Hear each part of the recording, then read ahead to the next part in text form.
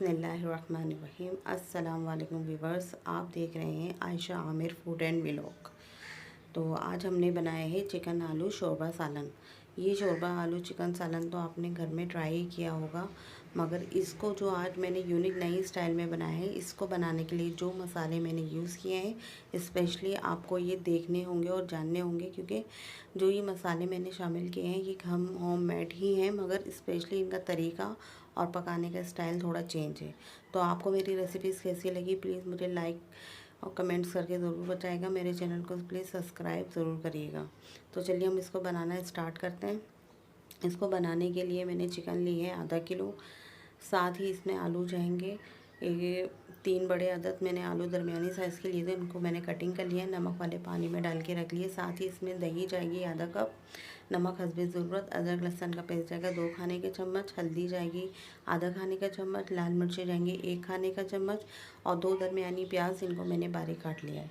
तो ये चंद मसाले हैं जिनसे मैं आज चिकन आलू शोरबे का सालन तैयार करूँगी, मगर आप यकीन मानिए जब आप ये ट्राई करेंगे आपको बहुत पसंद आने वाली है, क्योंकि सिंपल और इजी तरीके से ये हमारा चिकन आलू शोरबा सालन तैयार होगा। अब मैंने तेल गरम करके इसमें प्याज डाल के गोल्डन फ्राई कर लिया है।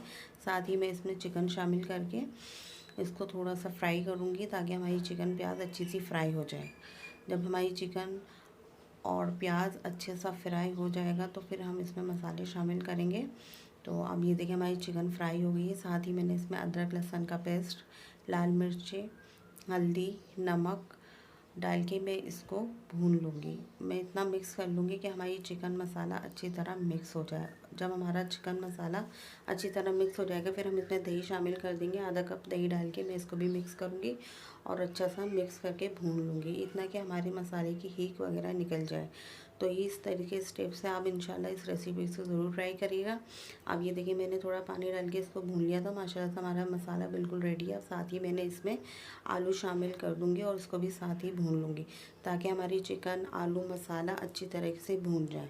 अब इसको भूनने के बाद मैं इसमें सिर्फ इतना पानी शामिल करूँगी ताकि हमारी चिकन तो वैसे भी जल्दी गल जाती है, तो सिर्फ आलू गलने के लिए मैं इतना पानी डालूँगी कि हमारे आलू अच्छे से गल जाएँ। अब मैं इसको इतना पका लूँगी कि आलू अच्छी तरह गल जाए। अब ये देखें ये पक चुके हैं। अब मैंने इनके सिर्फ आलू चेक करना है। ये देखें माशाल्लाह से आलू बिल्कुल अच्छी तरह से गल चुका है। तो अब हमारा सालन रेडी है। आपको ये मेरी रेसिपीज़ कैसी लगी प्लीज़ मुझे कमेंट्स करके ज़रूर बताइएगा। मेरे चैनल को लाइक एंड सब्सक्राइब ज़रूर करिएगा।